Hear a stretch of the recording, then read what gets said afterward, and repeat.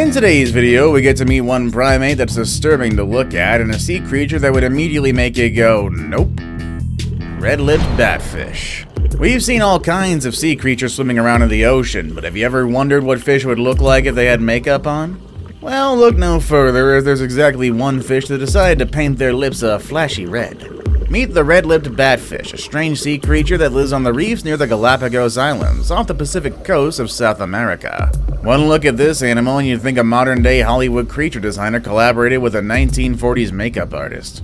The Redlipped Batfish is that big, growing to a maximum length of only 8 inches. It features a flat body that's wide in front and tapered in back. And it's also not a great swimmer. It actually walks along the bottom on some of its fins instead. When it does this, it resembles a bat walking on its wings. Its most striking feature, though, is its lips. As the name implies, they're a vivid red, resembling the lips of an early Hollywood diva. What makes it stranger is that they're shaped like human lips as well. Biologists aren't sure why the lips are so vividly red, especially since the color isn't as noticeable at the ocean's bottom, where the light can be weak. However, there is some speculation that the color may have a part in courting and mating rituals, allowing individual red-lipped batfish to stand out from the crowd. Horror frog. You ever heard of amphibian horror? No? Well, it's most likely because it's not an actual movie genre. However, with this bizarre creature, perhaps it should be. More commonly known as the hairy frog due to the hair protrusions covering much of its body, this animal has 2 other names, horror frog and Wolverine frog. Mind you, it's named that for a reason. This tiny amphibian is not only hairy, but it has one horrifying secret weapon, cat-like extendable claws. You might be thinking that, sure, a frog with claws may be strange, but not really horrifying. True, but the fact that the horror frog actively breaks its own bones to produce claws that puncture their way out of its toe pads? Pretty terrifying. Although many amphibian species possess regenerating capabilities, the horror frog's healing skills are genuinely exceptional. They have to repeatedly puncture their own toe pads in order to use their bony protrusions that resemble claws. The frog's body begins healing the damaged tissue as the claws retract. This generates a new protective skin sheath for the claws, and the collagen strands reattach. Well, up until the frog is threatened again, of course. At which point it then starts the entire process over again. Blue sea dragon. Blue sea dragons aren't actually from the dragon family. Instead, they're part of a group of creatures known as nudibranches or sea slugs. One look at this tiny creature and you'll be torn whether it's a living organism or a work of art, which for me the answer would be both. This ornate species rarely grows more than 3 centimeters or slightly more than 1 inch. The blue dragon floats on its back, buoyant thanks to an air bubble in its stomach, its vividly colored underbelly exposed to aerial predators. The blue side of its body mixes in with the bright water surface, hiding it from predators below, while the pearlized silver side blends in with the brilliant sea surface, acting as camouflage against the backdrop of ocean waves. However, don't let the blue sea dragon's looks fool you, as it's the embodiment of pretty to look at but dangerous to touch. Because of its diet of venomous siphonophores like the Portuguese man-o'-war, this little guy is armed with very dangerous toxins. One sting and it can cause nausea, pain, vomiting, acute allergic contact dermatitis, and even pose inflammatory hyperpigmentation. The Goblin Shark. The ocean is teeming with strange and amazing creatures. While certain sea creatures are well known and commonly seen, others are more enigmatic.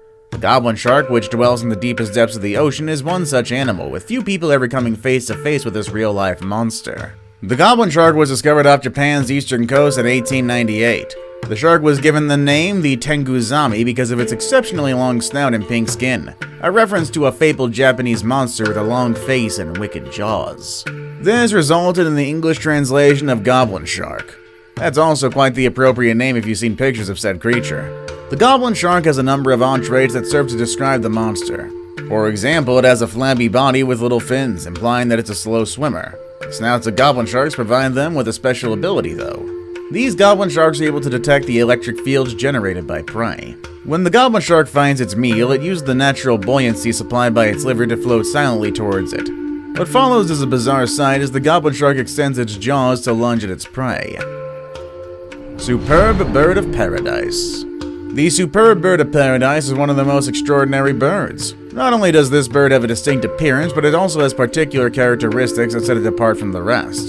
The Paradisidae family contains 45 different species that are geographically spread throughout Australia and Papua New Guinea's hilly and rainforest regions. The superb bird of paradise is known as the greater Lotharnia and is distinguished by its plumage and distinctive mating show, which includes dance and a loud call. Female superb birds of paradise are significantly less common than males. As a result, males must put on an elaborate wooing display in order to attract a partner. After doing a short dance, the male prepares for a high-intensity performance. He sets up a dancing floor and then calls out to women. When a female bird approaches, the male wraps an ellipses of folded black feathers and blue-green chest feathers around his head. The male dances about the female, snapping his tail feathers, and does so for several hours every day. Frilled Shark. For people like me, an image of a dainty shark in a fluffy dress is what comes to mind when we hear the term frilled shark. But if you type that name into Google, you're in for a treat because those frills are lethal. The frilled shark got its name from a row of 6 red-line gills that resemble an Elizabethan ruff from Shakespearean times. The shark's scary 300 teeth, on the other hand, may divert attention away from this aesthetic feature. Although it gets its common name from its gills, the Latin term is derived from the creature's long, slender body and snake-like head. At first glance, a frilled shark resembles an eel, sending out strong vibes of swim away and nope. Personally, I'd go nope too if I saw that thing. Looks like it came from stories of legend, and it sorta does, especially given that this shark has lived on Earth for about 80 million years. They first appeared during the Cretaceous period when many of your favorite Jurassic Park characters roamed the Earth. This includes Triceratops, T-Rex, and Velociraptor, among others. Banana slug. Slugs, in all their slimy splendor, aren't normally linked with food. However, banana slugs are named after their color rather than their taste. Pretty tempting though, isn't it? But you might want to resist that urge to lick one because the slime secreted by these gastropods is an anesthetic. The banana slug is usually bright yellow like a ripe banana, but it can also be brown, white, or green. Banana slugs, like all slugs, use 4 tentacles to sense their surroundings. Upper tentacles protrude from the top of their heads and are optical. Tiny black spots or eyes at the tentacles' tips detect light and movement. Smaller lower tentacles projecting straight out in front of their face can sense and smell. If a banana slug loses a tentacle due to a predator or an accident, it can regrow it. They have several predators, mostly small mammals, snakes, and salamanders. Granted, they're not particularly good at evading these hunters, moving at around 10 meters per hour by flexing muscles in their feet and slithering across surfaces with the help of mucus lubricant. And that mucus is their secret weapon. It helps the slugs defend themselves by numbing predators' tongues or throats or even any moist surface that it comes in contact with. Now it's time for the day's best pick. Take a look at this massive creature. No one really knows what it is, although some people would say it might be an oarfish. However, could be something else. Barracuda. One of the possible creatures that it could be is a barracuda. Judging from the sharp teeth, it could be a massive dried-out barracuda. This long tubular fish has a pointed snout with 2 rows of teeth as well as little fins placed back towards its crescent caudal fin. It's a gleaming blue-gray on top, fading to silver and white on the bottom with black spots on the lower sides and sometimes faint darker bars on the upper side. This is a successful daylight ambush predator that can reach speeds of up to 35 miles an hour. It's dangerous to humans because it's going to attack flashy things or fish caught on spears by mistake. It can grow to be more than 5 feet long and weigh more than 100 pounds. Some of the great barracudas teeth tip backwards to prevent slippery fish from fleeing once captured, which is also a bad thing for humans as these sea creatures hunt by sight rather than smell. This may result in unfortunate attacks on human divers, and judging from those teeth, you don't really want to be bitten by one. Aye. Most people probably picture King Julien, the eccentric yet endearing ring-tailed lemur from the animated children's film Madagascar, when they think of lemurs.